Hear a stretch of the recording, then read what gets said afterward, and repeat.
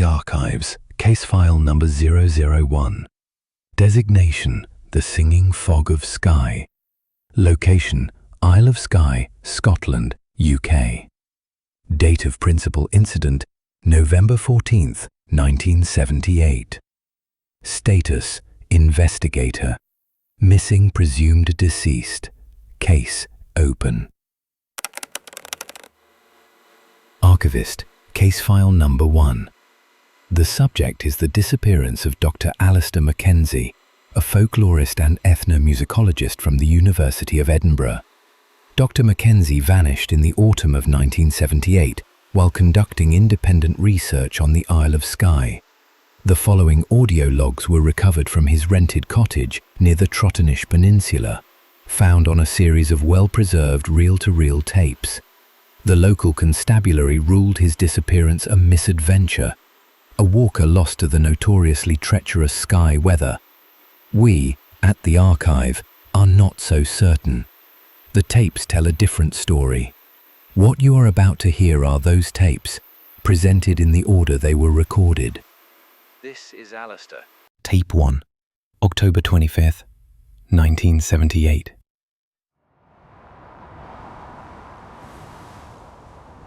Alistair. His voice is full of academic confidence and fresh air enthusiasm. Audio log. Day 1. Alistair Mackenzie, I've arrived. The cottage is rustic. That's the charitable word. Stone walls, a slate roof that looks like it's seen a few too many winters, and a smell of peat smoke and damp wool that clings to everything. It's perfect. I can see the sea from my window, a churning slate-grey expanse under a matching sky. The old man of store is just visible to the south, a jagged black tooth against the clouds. This is the heart of it, the land of myth. My grandfather filled my head with these stories as a boy. Tales of the Callia, the winter hag, and the Eachwisher, the water horse. I thought them grand adventures then. Now they are data. My formal research proposal centres on the preservation of Gaelic song poetry, the Oran Mór. But my private project, the real reason I'm here, is something my grandfather called the Cawl an Air, the music of the air. He described it as a sound, a melody carried on the island's thick fogs, a phenomenon the locals call the singing fog.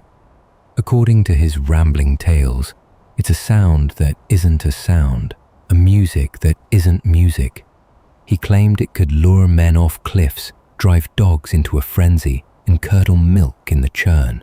Superstitious nonsense, of course, most likely a peculiar acoustic effect caused by wind passing through the rock formations of the Kerrang, amplified by the dense salt-heavy fog, a kind of natural Aeolian harp. That is my working hypothesis. I've brought the best portable recording equipment 1978 has to offer to prove it.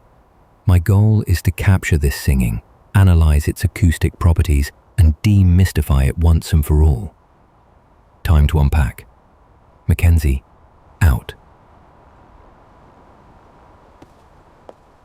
Tape 2, October 28th, 1978.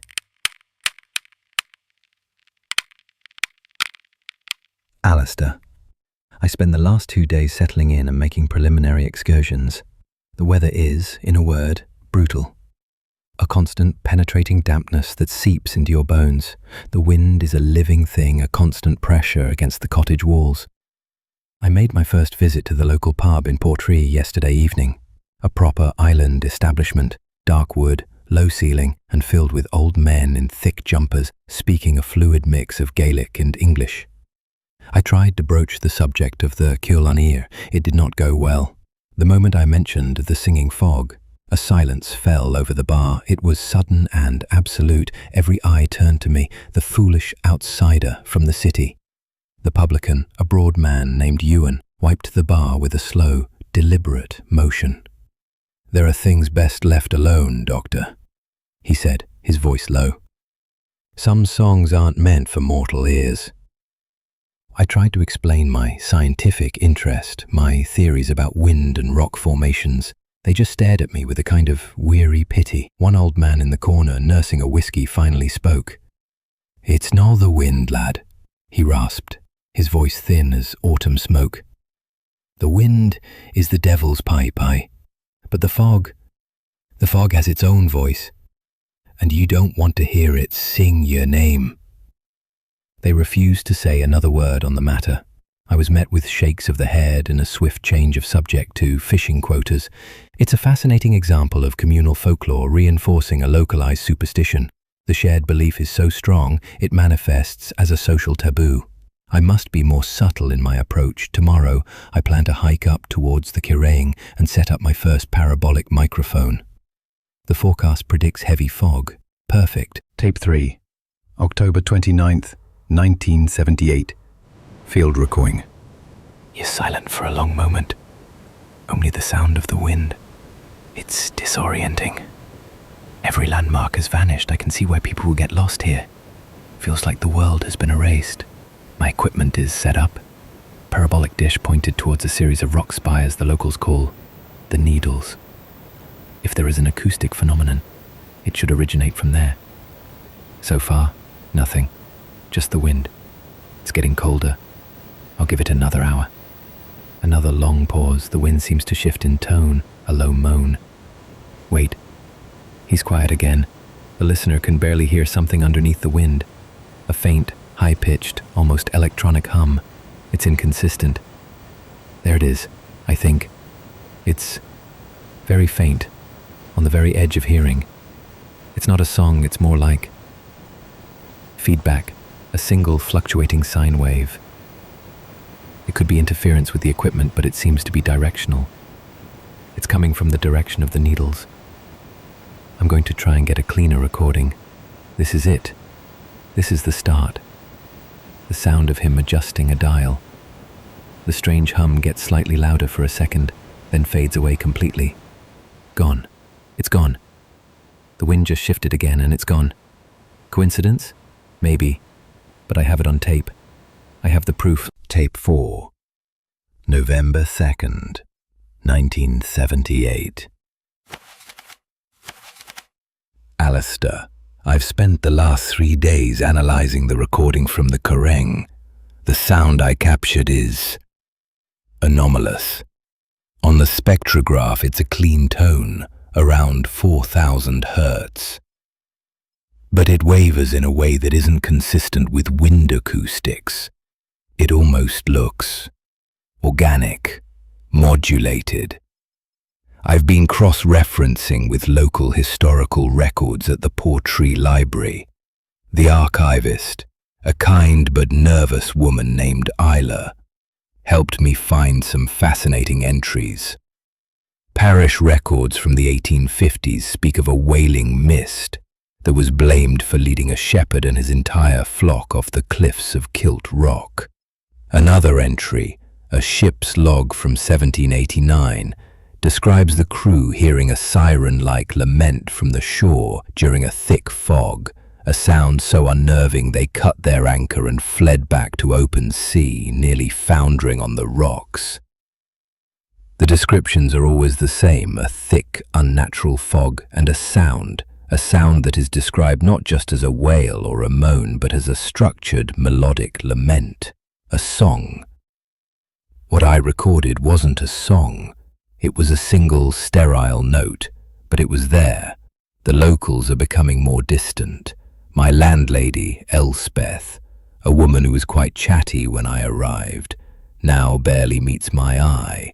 She leaves my meals by the door and scurries away. This morning, I found a small bundle of rowan twigs tied with red thread on my doorstep. A charm to ward off evil. They think I'm meddling with something. Perhaps they're right. My scientific curiosity is now tinged with something else, a sense of unease. I can't shake the feeling of that profound silence in the fog. Just before I heard the note, it was the silence of a held breath. Tape 5, November 8th, 1978. Alistair's voice is strained. He sounds tired. He's speaking late at night. The only sound is his voice in a quiet room. Alistair, it happened again. 2 nights ago. I wasn't on the moors this time. I was here, in the cottage. A fog rolled in from the sea just after sunset, thick as milk. It pressed against the window panes like a living thing. I had the fire going, I was reading, trying to distract myself, and then I heard it. It wasn't the high-pitched hum from the Kyriang. This was different. It was lower, deeper, and it was unmistakably a melody, a simple 3-note phrase repeating over and over. It seemed to come from all directions at once, as if the fog itself was the instrument. He pauses, takes a shaky breath. I grabbed my recorder. I managed to capture it, but the recording is the most terrifying part. When I play it back, there is nothing, just the sound of the wind and the crackling fire. I listened to it 12 times. I checked the microphone, the tape, the machine, all working perfectly. But the song, it's not on the tape. How is that possible? It was so clear. I can still hear it in my head. A mournful, descending triad, utterly simple, but filled with a sense of profound loss. It felt ancient. I'm beginning to question my own senses. Am I so desperate to find this phenomenon that my mind is creating it? An auditory hallucination brought on by suggestion and isolation. That would be the rational explanation, the scientific explanation, but it felt real. It felt more real than the chair I was sitting on. It felt like it was inside my head. I haven't slept properly since. Every time I close my eyes, I hear those 3 notes, looping endlessly. Tape 6, November 11th, 1978. The quality of the recording is poor. Alistair is outdoors, and there is a fierce wind. His voice is a desperate yell over the noise. Alistair. I had to get out. The cottage feels like a tomb. The melody, the 3 notes, they're louder now. Even when the sun is shining, it's like a song stuck in my head, but it's not my thought. I came out here, back to the coast, hoping the roar of the sea would drown it out, but it doesn't work. The sound seems to weave itself through the noise. The crash of the waves, the shriek of the wind, the melody is underneath it all, a foundation of sound. He laughs, a high, unhinged sound that is quickly snatched by the wind. The locals know. They must. I saw Ewan, the publican, in the village. I ran to him. I grabbed his arm. I asked him about the 3-note song. He went pale. He pulled his arm away like I had burned him. You've heard it then, he said. The call.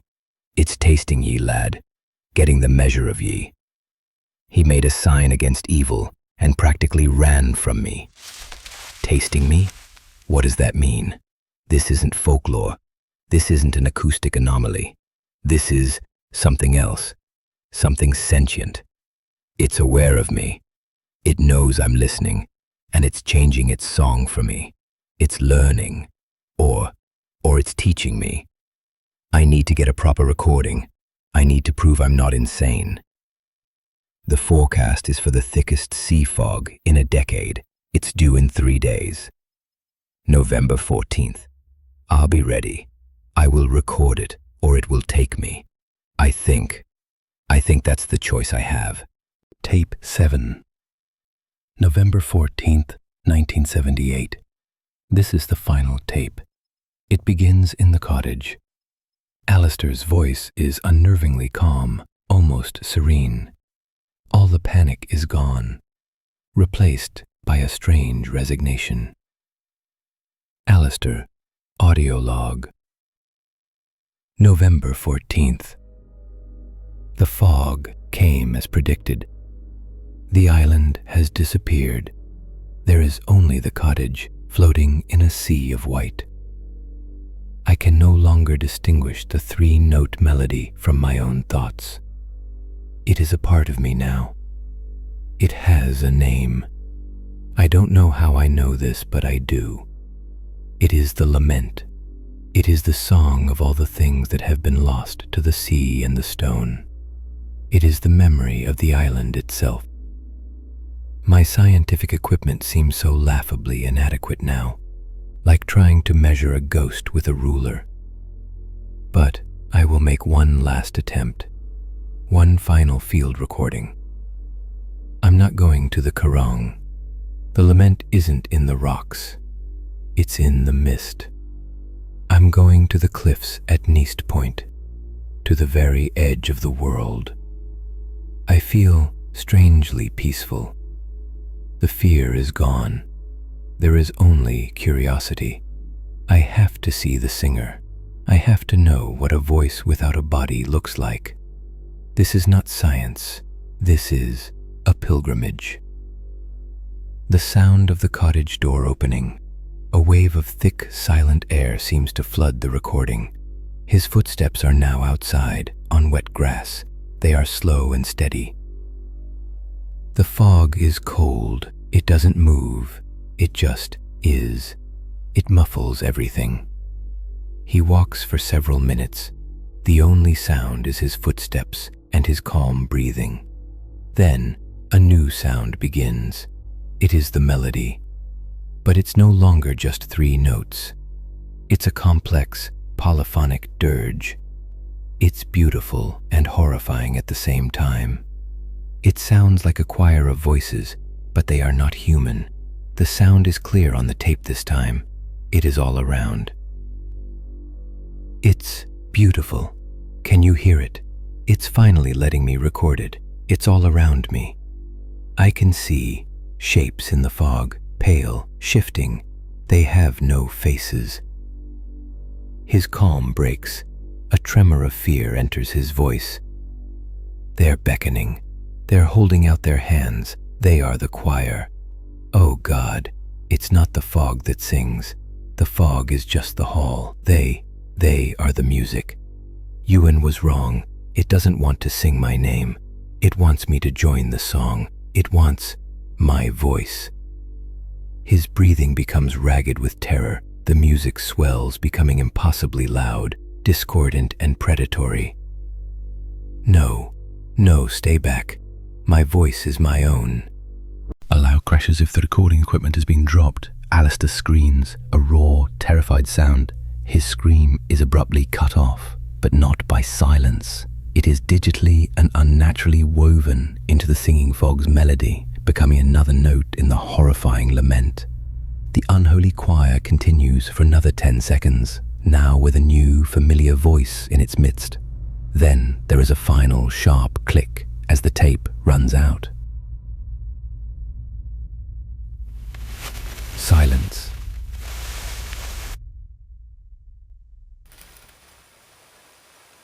Yarkavist's voice returns, now sounding more somber. That was the final recording. A search party found Dr. Mackenzie's equipment near the edge of the cliff at Neast Point. His notes, which had grown increasingly erratic, were scattered around the site. Of Dr. Alistair Mackenzie himself, no trace was ever found. The local constabulary concluded he slipped and fell into the sea, his body washed away by the tide. But we have this tape. We have this recording. And it raises a chilling question. Did Alistair Mackenzie fall? Or was he taken? End of case file number 1.